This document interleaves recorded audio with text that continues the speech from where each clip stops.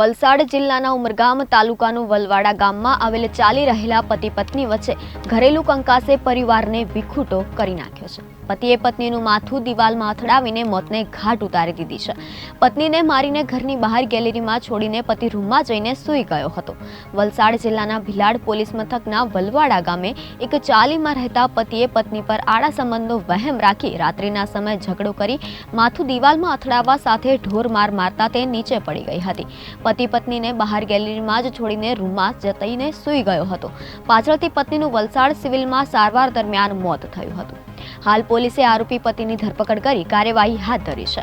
ઉમરગામ તાલુકાના વલવાડા ગ્રામ પંચાયત પાસે આવેલી ગોપીભાઈ ચૌહાણની ચાલીમાં રૂમ નંબર 47માં ભાડેથી રહેતા રવિકુમાર હંસરાજ શર્મા મૃતક પત્ની અને હત્યારો પતિ અને તેની પત્ની પરમિલા દેવી સાથે રહેતો હતો અને ટેમ્પો ચલાવી ગુજરાન ચલાવતો હતો. 26 નવેમ્બરના રોજ રાત્રિ દરમિયાન પતિ અને પત્ની વચ્ચે આડા સંબંધનો વહેમ રાખીને આ ઝઘડો થયો હતો.